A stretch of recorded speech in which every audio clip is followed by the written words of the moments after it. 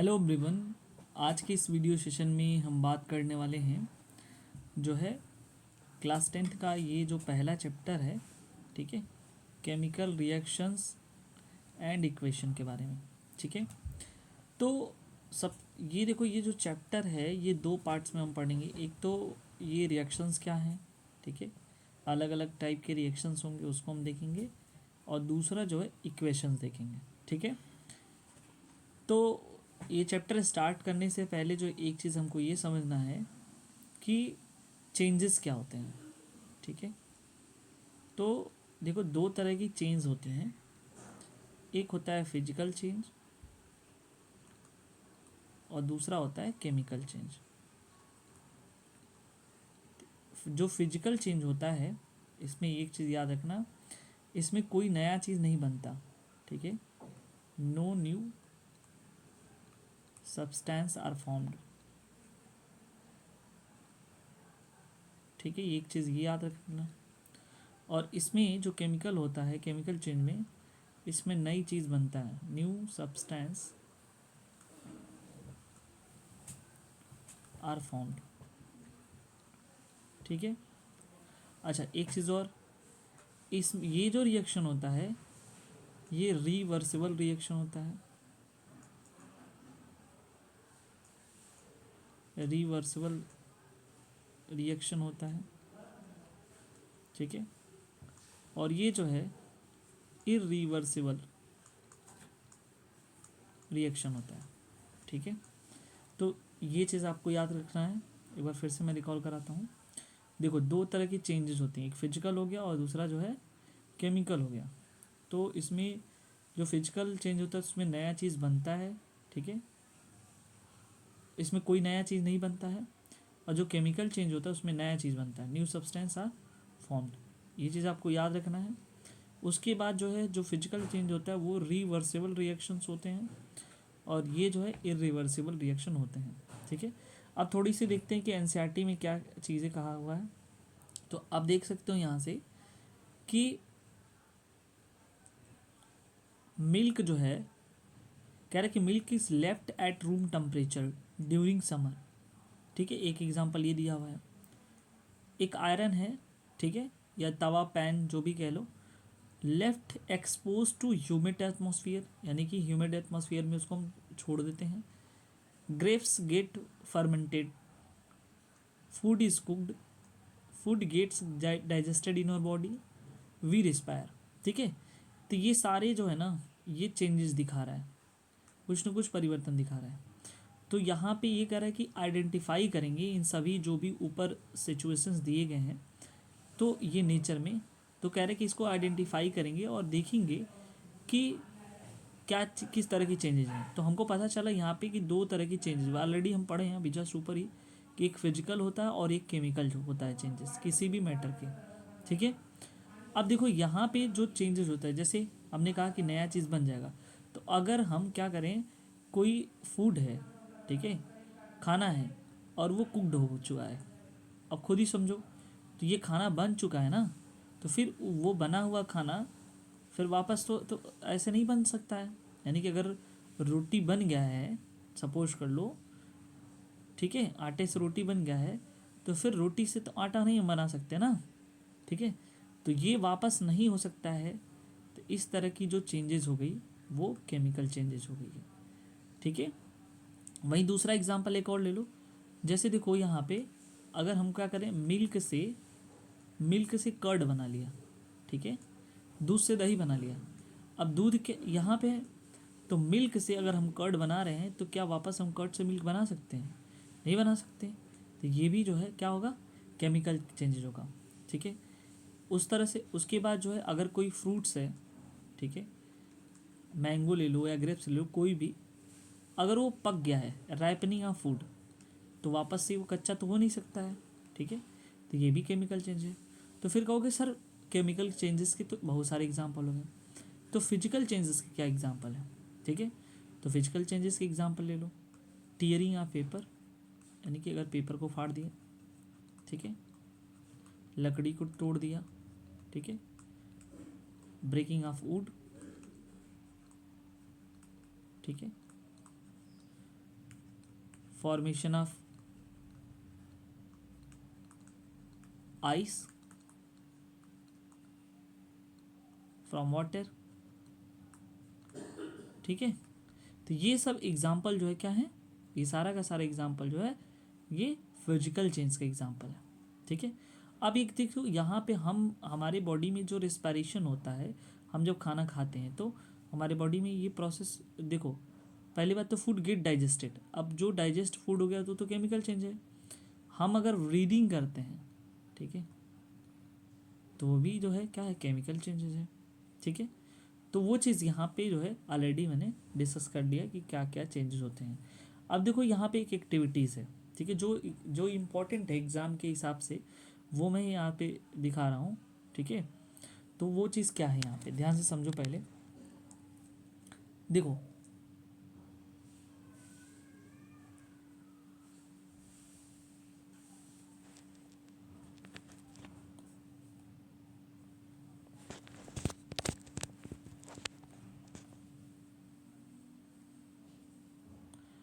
अब यहाँ से देख लो पहले कि ये एक एक्टिविटी दिया हुआ है। ठीक है, ये एक एक्टिविटी दिया हुआ है। अब एक्टिविटी क्या कहता है इसको हम पहले समझते हैं। ठीक है, कह रहे इस एक्टिविटी में पहला नंबर एक्टिविटीज इसमें मैग्नीशियम रिबन लिया। ठीक है, अब एक चीज़ ध्यान से समझना कि पहली बात तो मैग्नीशियम को हम लोग mg से लिखते हैं। ठीक है, तो मैग्नीशियम रिबन लिया और कह रहे कि 3 से 4 सेंटीमीटर लंबा जो है उसको लिया है। कह रहे कि उसको रबिंग कर रहा है it with sand paper, sand paper से उसको रब किया। ठीक है, और ये कह रहे कि यहाँ पे hold it with the pair of tongs, burn it using the spirit lamp. देखो ये है ना टोंग, ठीक है, अब इससे क्या किया, इसको ये जो यहाँ ये टोंग है ये वाला हिस्सा, तो इससे क्या किया, ये जो है मैग्नीशियम रिबन को पकड़ लिया और ये बर्नर है। ठीक है, बर्नर से इसको क्या कर रहा है, इसको गर्म कर रहा है। ठीक है, तो यहाँ से जो है वो जब जलने लगेगा तो वाइट, देखो विथ ये वॉच ग्लास, अब इसको देखोगे तो मैग्नीशियम ऑक्साइड का ये वाइट पाउडर यहाँ पे है। ठीक है, तो ये मिलेगा। ठीक है, मैग्नीशियम ऑक्साइड का, ठीक है, ये आएगा। तो हमने क्या देखा कि मैग्नीशियम जो है ना ऑक्सीजन के प्रेजेंस में रिएक्शन कर रहा है। तो देखो MgO बनाएगा कैसे, Mg पे 2 प्लस होता है, O पे 2 माइनस होता है, ये प्लस और माइनस कैंसिल हो जाएंगे दोनों। ठीक है, और ये बनाएगा MgO। ठीक है, तो MgO बना लिया, लेकिन एक चीज़ ध्यान से देखो, यहाँ पे 2 मॉलिक्यूल्स ऑफ वाटर है। देखो 2 ऑक्सीजन है, वाटर कह रहे हैं, और 2 ऑक्सीजन है, यहाँ पे 1 ऑक्सीजन, तो इसको बैलेंस करेंगे तो इधर भी तो 2 होना चाहिए, तो हम यहाँ पे लगाएंगे, इसके नीचे नहीं लगाएंगे। अगर यहाँ लगा दिए तो गलत हो जाएगा। ठीक है, तो हम उसको आगे लगाएंगे। ठीक है, ये चीज़ याद रखना। तो हमने यहाँ पे लगा दिया, लेकिन अब क्या देख रहे हो कि यहाँ पे मैग्नीशियम 2 हो गया, यहाँ पे मैग्नीशियम तो 1 है, तो फिर हम यहाँ लगा देंगे। अब दोनों साइड देखो, यहाँ पे 2 मैग्नीशियम 2 ऑक्सीजन, देखो 2 मैग्नीशियम और 2 ऑक्सीजन। ठीक है, देखो 2 ऑक्सीजन भी हो गया। इस तरह से हमारा जो है रिएक्शन भी बैलेंस हो गया है। तो ये बना है मैग्नीशियम ऑक्साइड का। तो देखो यहाँ पे burning of magnesium ribbon in air, air oxygen के प्रेजेंस में ही जलेगा, और collection of magnesium oxide in a watch glass. ठीक है, तो आई होप ये चीज़ आपको समझ में आया। अब नेक्स्ट पॉइंट देखते हैं इसमें। तो यहाँ पे देखो वही चीज़ जो है ऊपर लिखा हुआ है, ने क्या कहा कि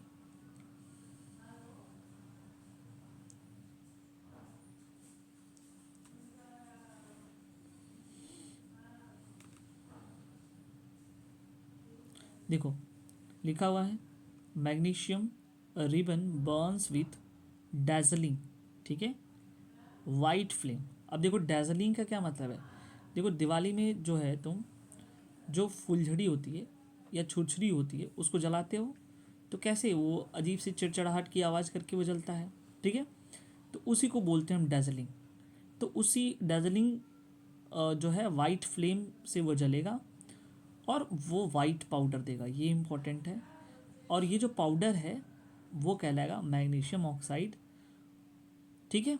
और रिएक्शन कब होगा, जब मैग्नीशियम और ऑक्सीजन का रिएक्शन होगा तब ये होगा, ठीक है। अब देखो यहाँ पे एक एक्टिविटी 1.2 है, इसको भी समझ लेते हैं। तो यहाँ पे जो है देखो ये कॉर्क है, फिर ये ग्लास ट्यूब लिया हुआ है, कॉनिकल फ्लास्क है, ठीक है। डाइल्यूट सल्फ्यूरिक एसिड, देखो डाइल्यूट सल्फ्यूरिक एसिड ऐसे हम लिखेंगे DILH2SO4, ठीक है, उसको लिया। और जिंक ग्रैन्यूल्स लिया है। तो यहाँ पे क्या बताने की कोशिश कर रहा है कि फॉर्मेशन ऑफ हाइड्रोजन गैस, यहाँ पे हाइड्रोजन गैस का क्या होगा, फॉर्मेशन होगा जब ये डाइल्यूट सल्फ्यूरिक एसिड जो है जिंक से मिलेगा तो, ठीक है। ये चीज़ आपको याद रखना। तो हमने क्या कहा कि देखो अब इसको हम रिएक्शन करा देते हैं, ठीक है। कैसे, यहाँ पे थोड़ा समझ लेते हैं। देखो हमने क्या किया कि यहाँ पे डाइल्यूट H2SO4 लिया, H2SO4 प्लस Zn से हमने रिएक्शन कराया, Zn से रिएक्शन कराया। जैसे रिएक्शन कराया तो ये क्या बना है, ZnSO4 बना प्लस हाइड्रोजन गैस रिलीज हो गया, ठीक है। तो ये बैलेंस भी है, 2H, इधर भी देखो 2 हाइड्रोजन, एक सल्फर, चार ऑक्सीजन, एक Zn, एक Zn। तो ये जो बना है ये क्या बना है, इसको बोलते हैं जिंक सल्फेट, ठीक है। और ये जो है हाइड्रोजन गैस रिलीज हो चुका है। तो इतने सारे रिएक्शन देखने के बाद हमको ये पता चला कि जब भी कोई केमिकल रिएक्शन होता है तो ये चीज़ें जो नीचे दी गई हैं वो सारी चीज़ें होती हैं। पहली बात तो उसके स्टेट्स में चेंजिंग हो सकता है, ठीक है, चेंज इन स्टेट्स हो सकता है, चेंज इन कलर हो सकता है, एवोल्यूशन ऑफ गैस हो सकता है, चेंज इन टेम्परेचर हो सकता है, ये सारी चीज़ें जो है होती हैं, ठीक है। तो अब हम बात कर लेते हैं केमिकल इक्वेशंस की, ठीक है। केमिकल इक्वेशन क्या होता है, ठीक है। तो इसको ध्यान से समझते हैं पहले। तो देखो केमिकल इक्वेशन जो है यहाँ पे जब दो चीज़ें, एक रिएक्टेंट, ठीक है, जब क्या करती हैं, दो या दो से अधिक रिएक्टेंट जो है आपस में मिल करके क्या बनाती हैं, प्रोडक्ट बनाती हैं। कोई ज़रूरी नहीं कि दो से अधिक हो, एक भी हो सकता है रिएक्टेंट, तो वो ब्रेक करके जो है प्रोडक्ट बनाता है। जैसे अभी हमने एक एग्जांपल देखा था पीछे, रिएक्शन था कि मैग्नीशियम जो है क्या कर रहा था, जो है ऑक्सीजन के प्रेजेंस पे रिएक्शन कर रहा था, एयर के प्रेजेंस में। तो हमने कहा था कि ये जो है 2MgO बनाएगा। चलो यहाँ पे हम बैलेंस कर लेते हैं। तो अभी ये वाला जो हिस्सा देख रहे हो यहाँ से ये वाला, ठीक है, ये क्या है, ये रिएक्टेंट है, ये रिएक्टेंट है। और ये जो बना है हमारे पास, ये क्या है, ये प्रोडक्ट है। तो ये चीज़ याद रखना। तो रिएक्टेंट से ये क्या हुआ, कन्वर्जन हुआ प्रोडक्ट में। वही चीज़ यहाँ पे लिखा देखो, मैग्नीशियम प्लस ऑक्सीजन और मैग्नीशियम ऑक्साइड जो प्रोडक्ट के फॉर्म में बन गया है, ठीक है। तो ये वाला रिएक्टेंट हो गया और ये वाला प्रोडक्ट हो गया। हमेशा जो है रिएक्टेंट जो है प्लस साइन से ऐड होता है जितने भी रहेंगे, और इधर जो है राइट साइड में प्रोडक्ट होता है, और भी प्रोडक्ट अगर एडिशनल बनेंगे तो प्लस साइड से इधर ऐड करेंगे, बीच में जो एरो रहेगा। इसको हम ऐसे भी लिख सकते हैं 2Mg plus O2 equal to 2MgO, ठीक है। ये भी सही है, लेकिन अधिकतर जो उस एरो से ही दिखाया जाता है, तो इसमें कोई दिक्कत नहीं है, ठीक है। वही चीज़ यहाँ पे लिखा हुआ है, ये रिएक्टेंट और प्रोडक्ट क्या होता है, ठीक है। अब हम जो है आगे देख लेते हैं कुछ चीज़ें। वही वाला चीज़ यहाँ पे, जैसे कैसे हम किसी केमिकल इक्वेशन को लिखेंगे, तो ये यहाँ पे पहले बता दिया। ये जो तुम अभी जस्ट ऊपर ही बताया हूँ कैसे RHS। तो इधर ये वाला जो रिएक्टेंट होता है, ये वाला हिस्सा क्या है, RHS में है, और ये जो प्रोडक्ट है वो किधर की तरफ है, LHS में है, ठीक है। तो ऑलवेज जो है RHS बराबर LHS होना चाहिए, ठीक है। जितने उधर एलिमेंट हैं उतने इधर भी एलिमेंट होना चाहिए, ठीक है। नंबर ऑफ जो एटम्स है right side is equal to the number of atoms left side होने चाहिए, ठीक है। तो ये एक रूल है। क्यों ऐसे रूल है, क्योंकि एक रूल है लॉ ऑफ मास कंजर्वेशन का रूल है, ये कहता है कि मास को कभी तो हम न तो उसको क्रिएट कर सकते हैं, न ही डिस्ट्रॉय कर सकते हैं किसी भी केमिकल रिएक्शन में, केवल और केवल जो है उसे एक रूप से दूसरे रूप में बदल सकते हैं। ठीक है, तो हम टोटल जो एटम का मास है, अगर लेफ्ट साइड हम देखें LHS में और राइट साइड, तो दोनों इक्वल होंगे। ठीक है, दूसरे शब्दों में कह सकते हैं the number of atoms of each element remain the same before and after the chemical reaction. तो दोनों में क्या होता है, सेम होता है। देखो यहाँ पे जिंक है, उसके बाद जो है यहाँ पे लिखा हुआ है सल्फ्यूरिक एसिड। ठीक है, जिंक के बाद सल्फ्यूरिक एसिड है, उसके बाद जो है यहाँ पे आप देख सकते हो फिर उससे रिएक्शन किया है सल्फ्यूरिक एसिड से, तो क्या बनाया है, जिंक सल्फेट और हाइड्रोजन जो है, जिंक सल्फेट और हाइड्रोजन जो है यहाँ पे बन गया है। ठीक है, अभी पीछे भी हम ये रिएक्शन देखे थे जिंक ग्रेन्यूल्स का, तो वहाँ से हम इसको देखेंगे। यहाँ पे देख लो एक बार फिर से। ठीक है, तो सल्फ्यूरिक एसिड ये है, जिंक सल्फेट और हाइड्रोजन है, तो वो जिंक यहाँ है, H2SO4 है, जिंक सल्फेट बना है, और हाइड्रोजन जब भी गैस रिलीज होता है तो उसके ऊपर की तरफ एरो हम लोग लगा देते हैं। ठीक है, ये चीज़ आई होप ये चीज़ें आपको क्लियर होगा कि कैसे जो है यहाँ पे हो रहा है।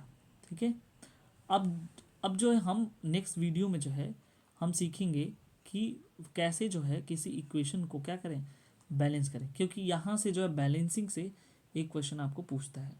तो आई थिंक जो है ये चीज़ें आपको समझ में आया। मिलते हैं नेक्स्ट वीडियो में जो है। Thank you so much.